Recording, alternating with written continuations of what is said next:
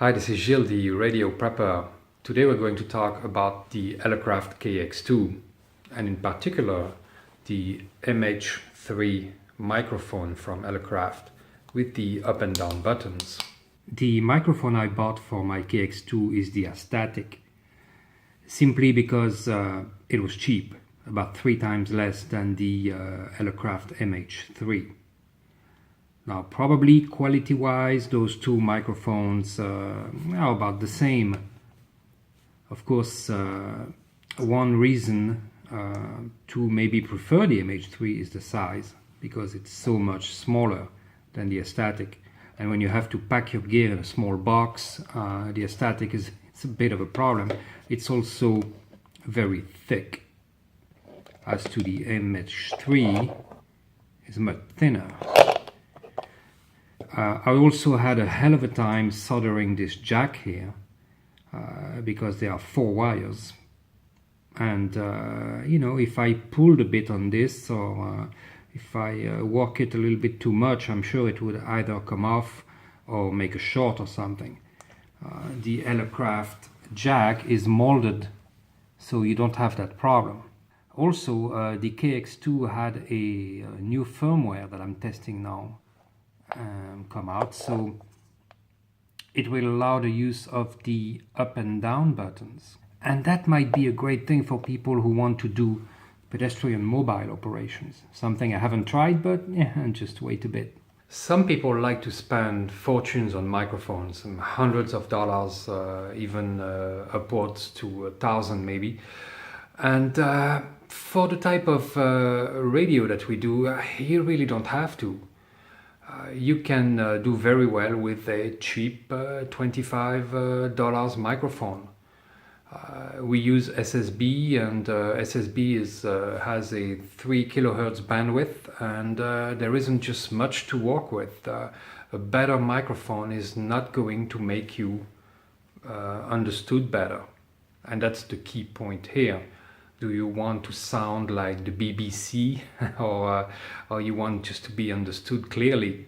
And the main objective, of course, is to be understood clearly. So you take military radios, for instance, they have you know, lower bid type microphones and a lot of compression on the voice, and they work really well, probably better than a lot of amateur radio gear. So, you know, well, if you want to sound the best in your AM net and spend $300 on a microphone, more power to you. I don't have a problem with that. It helps the industry, and if you pleasure yourself by buying something nice, you know, that's good too.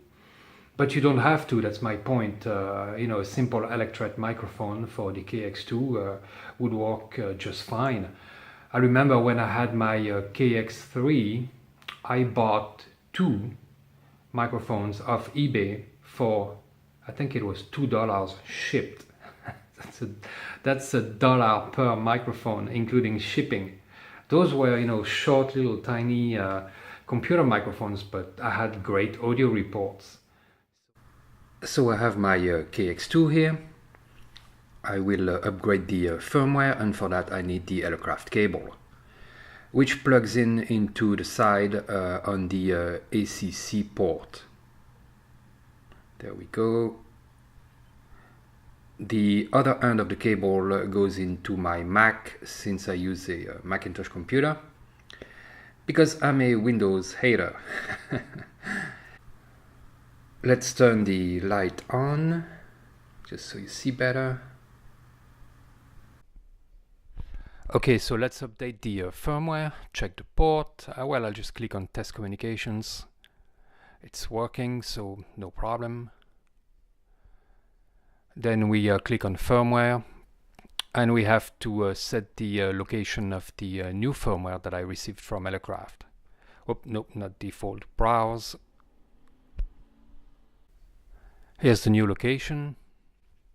And new firmware is available. Yes, we have 2.61 in the KX2, and the new one is 2.81. There are 2 firmwares, by the way, the firmware for the KX2 itself and the one for the digital signal processing.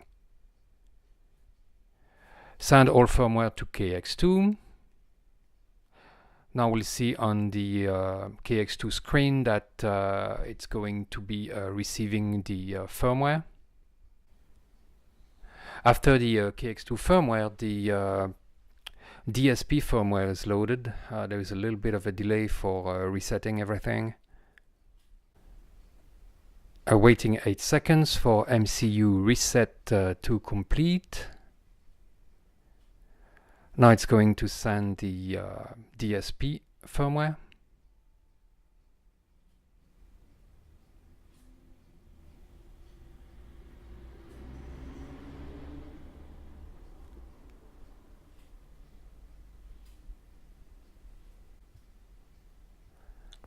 Okay, so it is done. Of course, I did some editing here. It takes a few minutes in reality.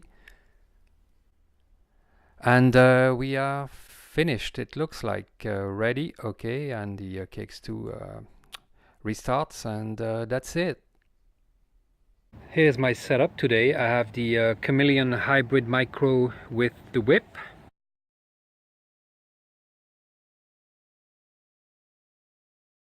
We have the Elecraft T1 tuner, the MH3 microphone, KX2 with a sealed lead acid battery. You can see here that I have the new firmware installed. So going into the menu here, you have to make sure that the mic button is set to not PTT but PTT up down. And now I can change frequency from the mic, and that's great. I can imagine if you have your KX2 in a backpack and you want to operate pedestrian mobile, this would be a great thing to have.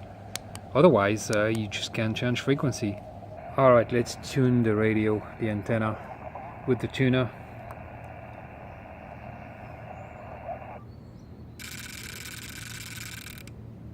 Alright, 1.1 to 1. I also had to turn on the mic bias on for the MH3. The amount of frequency change per button press seems to be a bit random.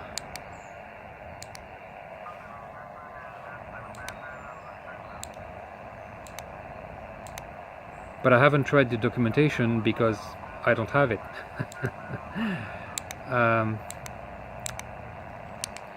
So there might be a trick to this.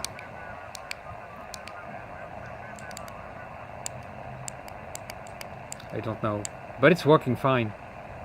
I mean, it's good enough for me here. You can get close enough to be on frequency, pretty much. Being able to do this without having to touch the radio is, again, excellent. So here's the trick. When you press the two buttons together, whoops, you get access to a menu of functions that you can control with the microphone, such as AF gain, the ATU for tuning, changes of band and mode, and apparently you can also change the filter bandwidth, so you have a lot of control with this little guy. When you press the PTT button, you go back to frequency up and down control. If you do a long press on both buttons,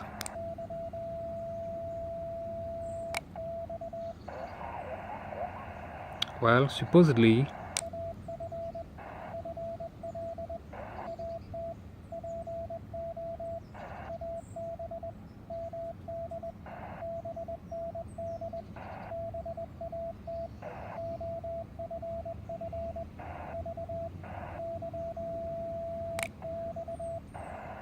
you go into a basically a battery saving mode or a sleep mode on the KX2, and that's great. You can turn it off by just pressing the two buttons simultaneously again.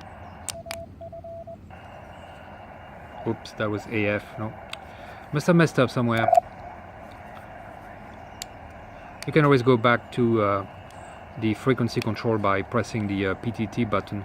I found these tricks from a post from Wayne on the HFPAC website, because either he forgot to send me the document or I lost it, I don't know.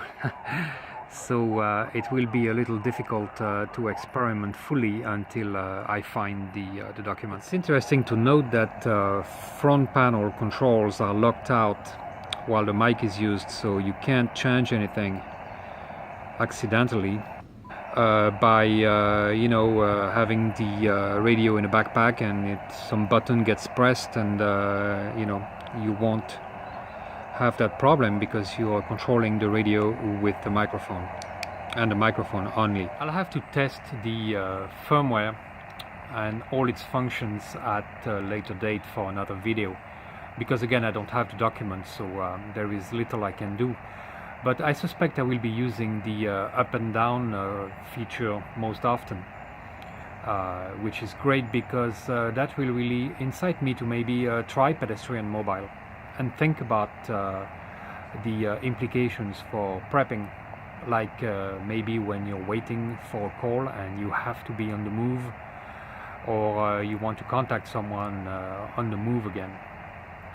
The new firmware allows you to use the microphone, and that of course allows you to have the radio in a backpack, protected from the elements. Of course, I don't think the MH3 is watertight, but you just put a little plastic sleeve on it and that solves your problem nicely. So we'll have to give that a shot sometime, but now I'm going to try to make some contacts. I feel like I'm using my Weber MTR to exchange frequency with the buttons. That's funny. I kind of like this. One thing that should be implemented, and maybe it is, but I haven't found it, is a band stop, because here you can see I'm on 14.348 and I will press the button and I'll go right over the band limit. So that could be a problem. I think you can, there is a function to announce the frequency in Morse code, which is great, but you can still go over the band limit, and you could transmit out of band by accident. Okay, so I was able to change band using the microphone, which is nice. Every time you press the two buttons simultaneously, you get a different menu. C, AF, FL for filter, AF was for AF gain, ATP, I didn't hear the last one.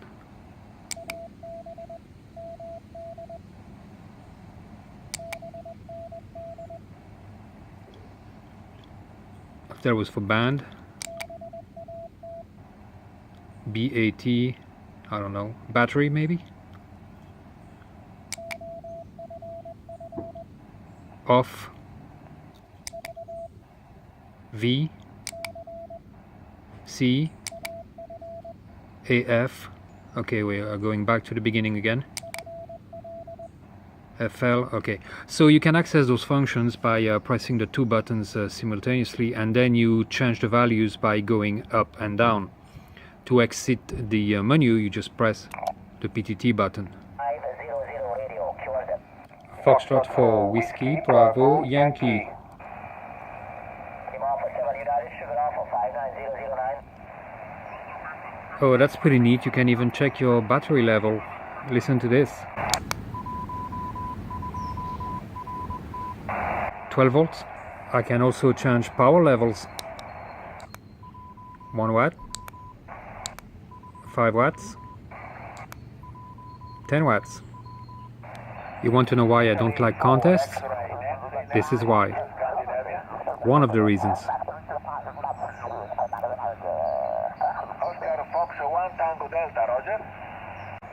CQ, CQ, CQ, CQ, CQ, CQ. This is Foxtrot for Whiskey, Bravo, Yankee. Foxtrot for Whiskey, Bravo, Yankee. Over. By the way, if someone can tell me how to turn off that feedback on the KX2, that'd be great. One thing you can do also is turn the radio off. I didn't get any contacts because well, there is a contest going on, and of course when there is a contest weekend, us guys who don't like contests are left out and locked out of the whole hobby for the whole weekend, pretty much. So, oh well. So what do I think of the MH3 now that I've tested it more thoroughly? I like it. Before it was just another microphone, and that's why I didn't buy one. I bought the Astatic because it was less than $30. But now we have a firmware and functions that go with it that add value to this microphone. If you want to operate your KX2 in a backpack or in some kind of a case protected from the elements, you get a lot out of this microphone, and you can control your radio from the buttons. So my point of view has improved, I guess. It's not that I didn't like the microphone before, it's just that I didn't want to spend the money. But again, we have added value here with these new functions. So it will certainly incite me to try pedestrian mobile. I will be using the MH3 now instead of the Astatic because it's much smaller too, and I can pack it in a smaller case. Before I wouldn't have bought it, and I didn't. And but now I think I would, because of these new functions. Of course, you're going to have to learn Morse code if you want to use all of the functions, because the announcements of menu items are done in Morse code, which is a good reason to learn Morse code. But of course, there are many good reasons to learn Morse code.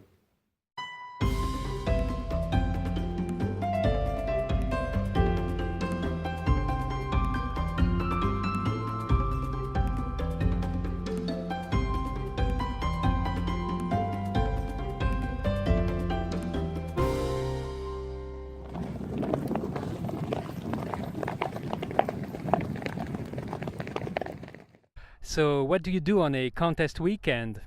Well, you go to the beach. And what do you do at the beach? You bring a radio.